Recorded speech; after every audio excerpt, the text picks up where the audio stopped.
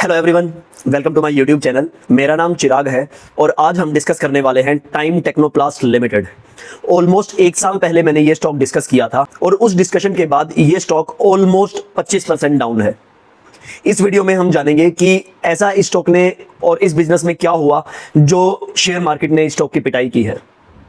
Video start करने से पहले मैं आपको एक स्टैंडर्ड डिस्क्लेमर दे दूं कि ये वीडियो कोई बाय और सेल रिकमेंडेशन नहीं है। Please do your own due diligence before buying any stock. मैं कोई सेबी रजिस्टर्ड रिसर्च एनालिस्ट नहीं हूं, तो प्लीज मेरी बात सुन के प्लीज किसी भी स्टॉक के अंदर इन्वेस्ट मत कीजिएगा। तो चलिए वीडियो स्टार्ट करते हैं। देखिए, जब हमने एक साल पहले टाइम टेक्नोप्लास्ट को डिस्कस किया था ना, तो there were some growth triggers जिनकी हमने बात की थी कि ये बिजनेस अगले 2-3 साल में किस तरीके से प्ले आउट हो सकता था। सबसे बड़ा ग्रोथ ट्रिगर था कि कंपनी की वॉल्यूम ग्रोथ या revenue growth, top line growth किस तरीके की आने वाली है। ठीक है, हमने एक्सपेक्ट किया था कि कंपनी 20% के आसपास ग्रो कर सकती है। कंपनी के जो वैल्यू एडिड प्रोडक्ट है वो शायद 25% के आसपास ग्रो कर सकते हैं और कंपनी के जो कोर प्रोडक्ट हैं जो लगभग 70% ऑफ देयर रेवेन्यू है वो शायद 12-13% से ग्रो कर जाएंगे। हाउएवर, पिछला एक साल कंपनी के लिए और बिजनेस के लिए बहुत ज्यादा अच्छा नहीं रहा। फाइनेंशियल रिजल्ट्स इतने बुरे नहीं थे कंपनी के। अगर आप फाइनेंशियल रिजल्ट्स देखोगे और उनको कंपेयर करोगे हमारी वैल्यूएशन से, तो हमने जो कंपनी की बॉटम लाइन एक्सपेक्ट की थी ना, बॉटम लाइन 2026 में लगभग वही आई है, बस 5-10 करोड़ ऊपर नीचे। ठीक है, लेकिन कंपनी के फंडामेंटल्स उतने स्ट्रॉन्ग नजर नहीं आ रहे जितने एक साल पहले नजर आ रहे थे। ठीक है, देखिए, सबसे बड़ा रॉ मटेरियल क्रूड है। क्रूड की कीमत बढ़ रही है। क्रूड की कीमत जैसे जैसे जैसे बढ़ती जाएगी, कंपनी की जो वर्किंग कैपिटल रिक्वायरमेंट्स है वो बढ़ती जाएंगी। इसके अलावा कंपनी ने 6 महीने की वर्किंग कैपिटल ऑलरेडी बिजनेस में घुसा रखी है ताकि जो ग्लोबल इकोनॉमिक क्लाइमेट चल रहा है उसका इंपैक्ट इनके ऊपर ना पड़े, जिसकी वजह से कंपनी के working capital days Aahista Aahista increase हो रहे हैं। मुझे ऐसा लगता है Q1 यानी जो ईरान वॉर है उसका सबसे ज्यादा इंपैक्ट जो पड़ने वाला है Q1 में पड़ने वाला है, क्योंकि उस समय ग्लोबल जो मैक्रो इकोनॉमिक एनवायरनमेंट था वो सबसे ज्यादा खराब था, है ना। तो मुझे ऐसा लगता है कि Q1 के रिजल्ट शायद कंपनी के लिए बहुत ज्यादा अच्छे ना रहे। इसके अलावा कंपनी ने जो 2026 में वॉल्यूम ग्रोथ दिखाई है वो लगभग 15% के आसपास की दिखाई है। आप रेवेन्यू ग्रोथ के ऊपर मत जाइए, क्योंकि रेवेन्यू ग्रोथ हमें कम नजर आ रही है, लगभग 11-12% के ऊपर नजर आ रही है। क्यों कम नजर आ रही है? क्योंकि इनिशियली 2026 में पेट्रोकेमिकल के रेट्स कम थे और जो पॉलीमर्स, जो इनका रॉ मटेरियल है, उसके रेट्स भी कम थे, जिसकी वजह से ओवरऑल टॉप लाइन हमें उतनी ज्यादा एग्रेसिवली ग्रो नहीं होती नजर आई। लेकिन कंपनी के मार्जिन्स 20 बेसिस पॉइंट से बढ़े हैं।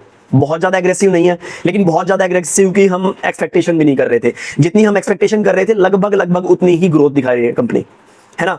हो सकता है 2028 के एंड तक कंपनी के मार्जिन्स लगभग 16% के आसपास पहुंच जाएं।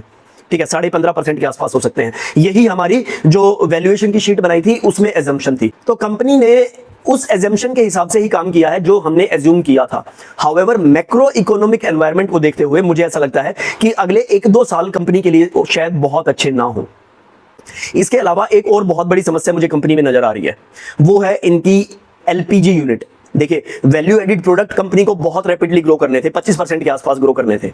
ठीक है, और वैल्यू एडिड प्रोडक्ट में 2-3 सेगमेंट है। एक तो आईबीसी है इनका। आईबीसी बहुत ज्यादा रैपिडली ग्रो नहीं कर रहा। आई डोंट नो क्यों ग्रो नहीं कर रहा। शायद ग्लोबल जो केमिकल मैन्युफैक्चरिंग है, फार्मा मैन्युफैक्चरिंग है, वो बहुत अच्छा नहीं कर रही, इसलिए आईबीसी डिवीजन बहुत अच्छा नहीं कर रही।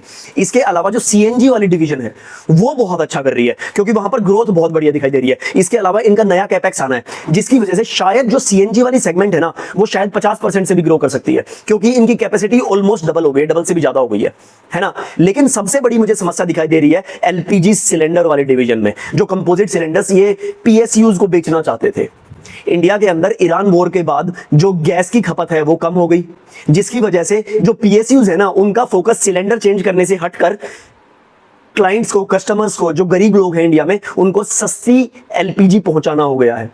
तो जो इनका कंपोजिट सिलेंडर वाला जो प्रोजेक्ट है ना, जो डिमांड थी, वो मुझे ऐसा लगता है आहिस्ता आहिस्ता बैक बर्नर पर जा रही है। जो कैपेक्स इन्होंने किया था उसका बेनिफिट शायद आज से 1 या 1.5 साल या 2 साल के बाद लगेगा। तो अगर एलपीजी वाली सेगमेंट बहुत अच्छा परफॉर्म नहीं करेगी तो इनकी जो वेप वाली सेगमेंट है वो शायद 25% से ग्रो ना करे, वो शायद सिर्फ 18-20% से ग्रो करे। इसके अलावा जो इनकी कोर सेगमेंट है जो सिर्फ 10-12% के आसपास ग्रो कर रही है, वहां पर भी मुझे तेजी आने के कोई खास चांसेस लग नहीं रहे हैं। और 70% of your revenue still comes from your core segment. आपकी वेब सेगमेंट बहुत रैपिडली ग्रो नहीं कर रही, लेकिन आपके जो कोर सेगमेंट है वो भी आहिस्ता आहिस्ता ही ग्रो कर रही है। बुरा नहीं है 10%, 12% की ग्रोथ बहुत बुरी नहीं है, लेकिन हम जो एक्सपेक्ट कर रहे थे, जो कंपनी की ओवरऑल बॉटम लाइन को 20% से ग्रो कर देगी, वैसी ग्रोथ हमें नजर नहीं आ रही है, या हो सकता है 2027 में ना आए, है ना। तो मुझे ऐसा लगता है कि 2026 के रिजल्ट ठीक थे कंपनी के, लेकिन हो सकता है 2027 के रिजल्ट हमारी एक्सपेक्टेशंस के हिसाब से कंपनी के ना आए, ठीक है। इसके अलावा और जो कंपनी के अंदर ग्रोथ ट्रिगर थे, वो सबसे बड़ा ग्रोथ ट्रिगर था डीलेवरेजिंग का। डीलेवरेजिंग प्ले आउट हो रही है, लेकिन ना वीडियो बनाने के बाद कंपनी ने डिक्लेयर किया कि ये QIP करने वाले हैं, और 800 करोड़ का QIP कंपनी ने पिछले साल किया। मुझे लगता है कि शायद इस 800 करोड़ की जरूरत कंपनी को थी नहीं, बस वो वैल्यूएशन हाई चल रही थी तो कंपनी ने वो पैसा रेज कर दिया, है ना। मोस्ट ऑफ दैट पैसा 450 करोड़ के आसपास जो पैसा है वो डेट रिडक्शन के लिए काम है। डेट कंपनी का बहुत ज्यादा था भी नहीं, ठीक है। कंपनी अपनी जो ऑपरेटिंग कैश फ्लोज थे उनके थ्रू, या फ्री कैश फ्लोज थे उनके थ्रू अपना डेट कम कर सकती थी, लेकिन कंपनी डिसाइड किया कि मार्केट से हम पैसा रेज करेंगे और उसके बाद डेट कम करेंगे, ठीक है। वो तरीका भी मुझे कंपनी का बहुत अच्छा नहीं लगा। इसके अलावा एक बात जाननी यहां पर बहुत जरूरी है कि टाइम टेक्नोप्लास्ट ना एक सेकुलर कंसिस्टेंट कंपाउंडर नहीं है। ऐसी कंपनी नहीं है जिसमें आज पैसा डाल दिया उसके बाद आप भूल जाओ इसको अगले 10 साल के लिए, 15 साल के लिए। ये कंपनी एक सिक्लिकल कंपनी है।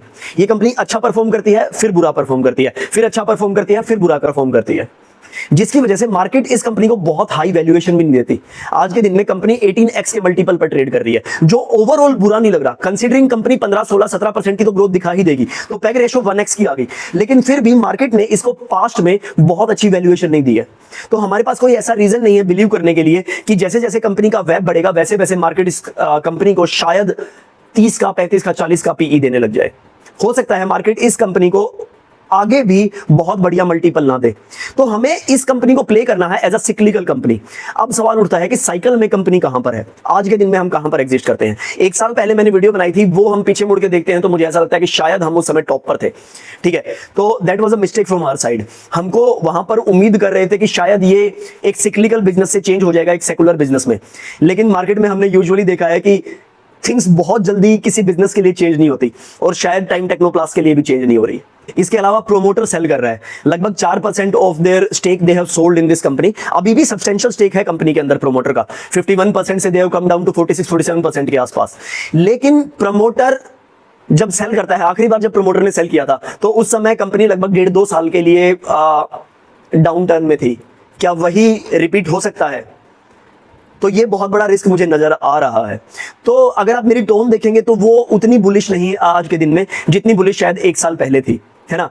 That's how things are. Market में जैसे जैसे फैक्ट चेंज करते हैं, जैसे जैसे हम बिजनेसेस को और ज्यादा पढ़ते हैं, उनके अंदर और ज्यादा मेहनत करते हैं, तो नए फैक्ट्स निकल के आते हैं, ठीक है। आई होप आपको जो मैंने अपडेट वीडियो दिया है उससे आइडिया हुआ होगा कि कैसे business fundamentals Aahista Aahista change कर रहे हैं। और सबसे बड़ा रीजन है जो मैक्रो इकोनॉमिक, जो ग्लोबल पॉलिटिकल सिचुएशन है, वो उसकी वजह से टाइम टेक्नोप्लास्ट के ऊपर कितना इंपैक्ट पड़ रहा है। इनका बहुत बड़ा बिजनेस इजिप्ट से, सऊदी अरेबिया से, UAE से भी आता है, वहां पर भी बहुत बड़ा खतरा मंडरा रहा है ना। हालांकि अब तो ट्रूस होने वाली है, लेकिन जो Q1 के रिजल्ट्स आएंगे वहां पर हमको ये सब इंपैक्ट नजर आएंगे, ठीक है। तो कोई भी इन्वेस्टर अगर इस बिजनेस में इन्वेस्टेड है तो प्लीज इन सब फैक्टर्स को जरूर कंसीडर कीजिएगा। आई होप आपको ये वीडियो बहुत अच्छी लगी होगी। इस वीडियो में सिर्फ इतना ही। नेक्स्ट वीडियो में किसी और इंटरेस्टिंग आइडिया के साथ मिलेंगे और किसी इंटरेस्टिंग अपडेट के साथ मिलेंगे। तब तक के लिए मेहनत करते रहिए, पढ़ाई करते रहिए, पैसा जरूर बनेगा, इतना भी मुश्किल नहीं है। Bye bye, take care and best of luck.